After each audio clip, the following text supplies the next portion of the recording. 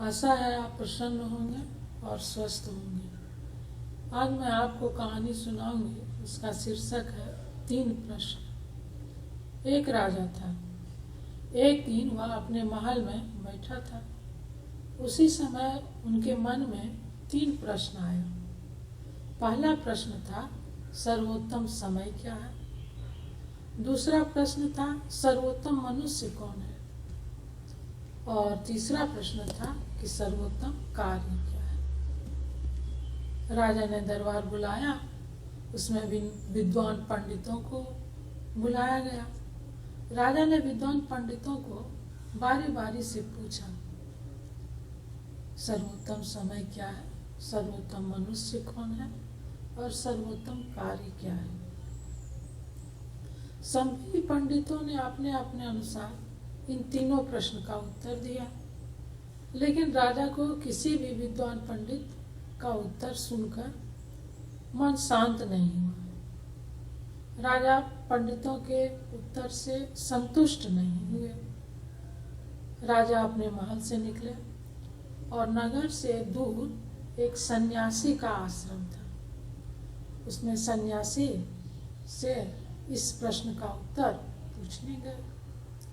राजा आश्रम के बाहर ही अपने घोड़े से उतर गए और अंगरक्षक को कहा, बाहर ही इंतजार कीजिए, और यह कहकर आश्रम में चले गए।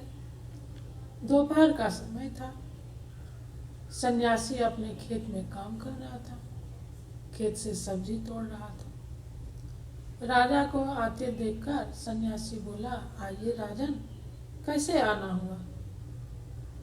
राजा ने नमस्कार करते हुए कहा, हे सन्यासी, मेरे इन 3 प्रश्नों का उत्तर दीजिए। सर्वोत्तम समय क्या है, सर्वोत्तम मनुष्य कौन है और सर्वोत्तम कार्य क्या है। सन्यासी चुप रहा और खेत से सब्जी तोड़ता रहा।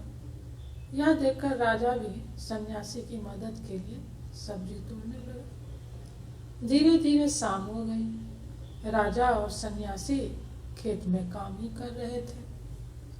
उसी समय एक घायल व्यक्ति राजा और सन्यासी की ओर दौड़ता हुआ आ रहा था। उसके पेट में चाकू लगा था, जिससे काफी खून बह रहा था। वह दौड़ते दौड़ते बेहोश होकर गिर पड़ा। राजा और सन्यासी ने उसे उठाया, उसके पेट से चाकू निकाला।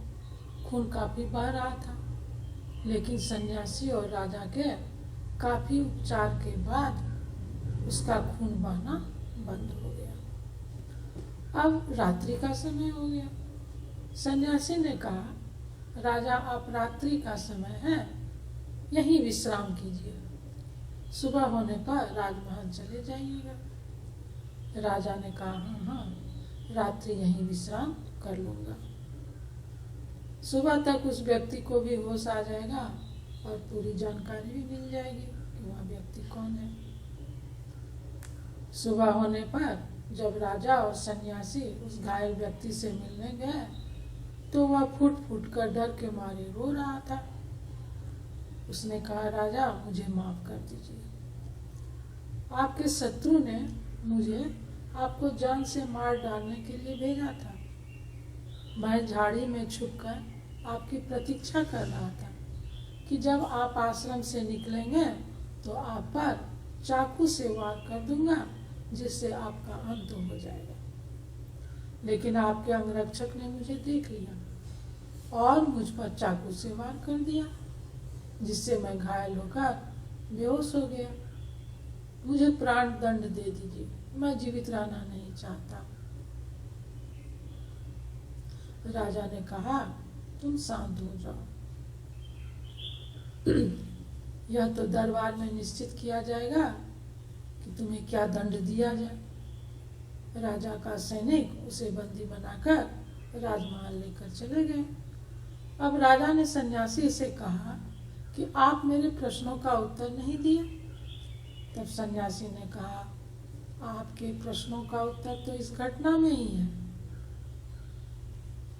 सर्वोत्तम समय आपका वह था जब आप मेरे साथ खेत में काम कर रहे थे, जिस कारण आप आश्रम से बाहर नहीं निकले और आपके प्राण की रक्षा हो गई।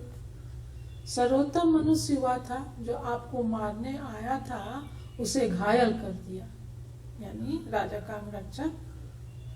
सर्वोत्तम मनुष्य हम दोनों हुए जिन्होंने उस घायल व्यक्ति की उपचार कर उसकी जान बचा दिया। सर्वोत्तम कार्य वह हुआ जो आपने और मेरे साथ खेत में काम किया, तथा सर्वोत्तम कार्य उस घायल का उपचार करना भी हुआ, जिसके कारण उसकी जान बची। इस तरह तीनों का उत्तर सुनकर राजा प्रसन्न हो गए और अपने राजमहल में लौटकर शत्रु के द्वारा भेजे गए उस अपराधी को आजीवन कारावास दिए। धन्यवाद बच्चों। अगर कहानी का कोई शब्द या पंक्ति समझ में नहीं आता हो तो उसे कमेंट में लिखिए, जिसे मैं और सरल हिंदी में समझाने की कोशिश करूँगी। जय हिंद, जय भारत।